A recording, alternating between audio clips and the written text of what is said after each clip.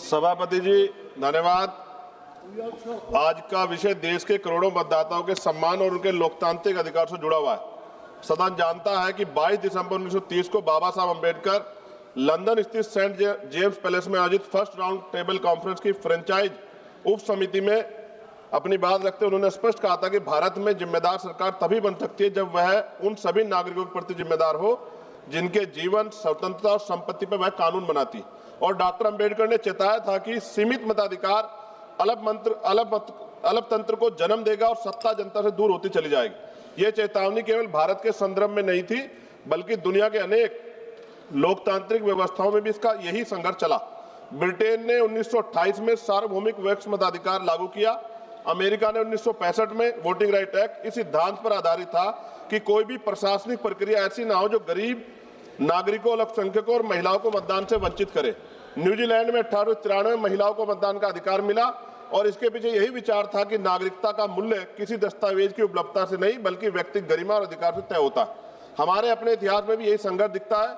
1919 की चैनफोर्ड सुधारों से लेकर भारत सरकार ने 1935 तक मताधिकार को संपत्ति, आय और शिक्षा जैसी उपनिवेशिक योग्यताओं से बांधा गया था। डॉक्टर अंबेडकर ने 17 मई 1929 को अपनी रिपोर्ट में लिखा था कि मताधिकार को कर्पा समझना दासता की स्वीकृति है और इसी विचारधारा ने हमेशा संविधान में आरंभ से ही सार्वभौमिक वयस्क मताधिकार को शामिल करवाई। ये उपलब्धि ब्रिटेन, अमेरिका, फ्रांस जैसे देशों की तुलना में कहीं अधिक साहसी और प्रगतिशील थी। सभापति जी, राउंड टेबल कॉन्फ्रेंस में 5 करोड़ से ज्यादा जो कमजोर वर्ग के लोग थे उनके 2 प्रतिनिधि थे, डॉक्टर अंबेडकर और श्रीनिवासन, और अधिकार राजनेता जो पुरानी व्यवस्था थी निर्वाचन की उससे सहमत थे, जिसमें 80 लाख लोगों को वोटिंग का राइट था और वो संपन्न स्वर्ण जातियों के लोग थे। मैं आज सदन के माध्यम से देश के प्रत्येक नागरिक को बताना चाहता हूं कि आज जो देश में प्रत्येक वयस्क व्यक्ति को जो वोट का अधिकार प्राप्त हुआ है वो डॉक्टर बाबा साहब अम्बेडकर की देन है और माननीय काशीराम साहब ने भी हमें इसका प्रयोग करना सिखाया। माननीय सभापति, जब SIR मताधिकार के लिए निर्वाचन आयोग द्वारा ऐसे दस्तावेज मांगे जा रहे हैं जो बड़ी संख्या में नागरिकों, विशेषकर महिला और गरीब घुमंतु जातियों, आदिवासियों, दलितों, वन गुजरों के पास उपलब्ध नहीं है। आधार कार्ड जो देश के अधिकांश नागरिकों के पास उपलब्ध है उसे पर्याप्त क्यों नहीं माना जा रहा है? डॉक्टर अंबेडकर ने इसे अन्याय बताता और कहा था व्यक्ति जितना गरीब होगा उसके मताधिकार देना उतना ही आवश्यक होगा और उन्होंने कहा political power is the master key by which you can open all door of your progress. भारतीय फ्रेंचाइजी समिति 1932 ने कहा था साक्षरता, बुद्धिमत्ता या राजनीतिक क्षमता का माप नहीं है और ज्योतिबा फूले ने 1882 की में हंटर कमीशन में कहा था यदि शिक्षा और अवसर बराबर नहीं है तो अधिकारों की समानता ही समाज को संतुलित रखेगी। पेरियार ईवी रामास्वामी नायकर ने कहा कि राजनीतिक अधिकार जन्मसिद्ध अधिकार है, इन्हें योग्यता के नाम पर सीमित नहीं किया जा सकता। चौधरी चरण सिंह जी ने भी कहा मताधिकार लोकतंत्र की नींव है।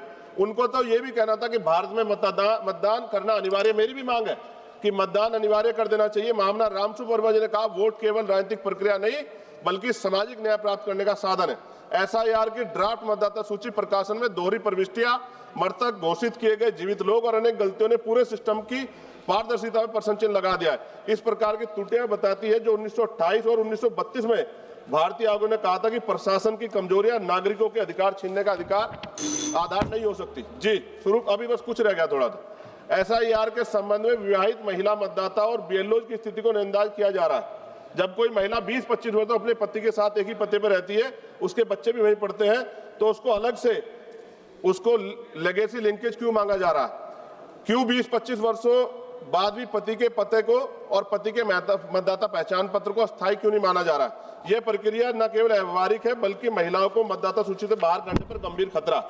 SIR प्रक्रिया में लगे BLOs और अत्यधिक कार्य दबाव के कारण कई BLO ने सुसाइड नोट लिखकर आत्महत्या की। प्रशासनिक अधिकारी ने उसे एक स्वाभाविक घटना बताया जो गैर जिम्मेदार दिखाता है। बिना प्रशिक्षण के BLO से SIR या जटिल कार्य कराना पूर्णतः व्यवहारिक है। माननीय सभापति जी, हमारे संविधान निर्माता ने 1950 में वह साहस दिखाया था जो विकसित देश भी बाद में कर पाए। भारत आराम से सभी को मताधिकार देने वाला पहला बड़ा लोकतांत्रिक देश बना, लेकिन आज यदि SIR जैसी प्रक्रिया उस मताधिकार कठिन बनाती तो ये एक सदी की प्रगति को पीछे ले जाने वाला कदम होगा। सभापति जी, क्योंकि सुधार की बात हो रही है तो मैं आग्रह करूंगा आपके माध्यम से कि BLOs की सुरक्षा, मानदेय, कार्य सुविधा, यथार्थ समय सीमा सुनिश्चित की जाए, उनकी समीक्षा की जाए। एसआईआर प्रक्रिया के दौरान जो बीएलओ की मौत हो गई है उनके परिवार को उचित मुआवजा और नौकरी। माननीय सदस्य श्री राजीव प्रताप रूडी जी। सभापति जी 1 मिनट लूंगा। राजीव प्रताप रूडी जी। सभापति जी 1 मिनट, ओनली 1 मिनट। 2-3 डिमांड से वो पढ़नी है sir. No, only Rajiv Pratap 2-3 Rudy demand. जी। सभापति जी 10 सेकंड में कंप्लीट कीजिए, 10 सेकंड प्लीज।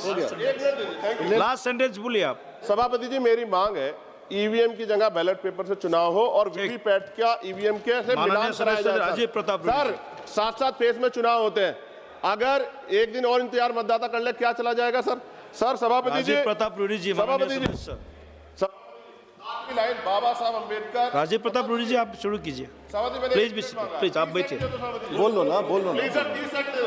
बोलो सर, माइक चला गया। 30 सेकंड दो सर, आखिरी लाइन करिए सर। सभापति जी, सभापति जी 30 सेकंड। सभापति जी आप ही रूडी जी आपका समय शुरू हो गया है। 10 सेकंड सर, 10 सेकंड। बाबा साहब अम्बेडकर के 4 बच्चों कुर्बान जो वोटिंग राइट मिला है ना सर, इसकी वजह से बड़े बड़े महल वाले बड़े बड़े नेता गरीबों की गलियों तक आते हैं। माननीय राजीव प्रताप रूडी जी आप शुरू कीजिए सर। और ये वोटिंग राइट सर हम जाने नहीं देंगे, ये बात मैं आपके माध्यम से सरकार को, इलेक्शन कमीशन को बता रहा हूँ। ठीक है, आप शुरू कीजिए। धन्यवाद अध्यक्ष जी। सभी माननीय सदस्यों ने अपने अपने राय रखे, सबकी बात मैं सुन रहा हूं।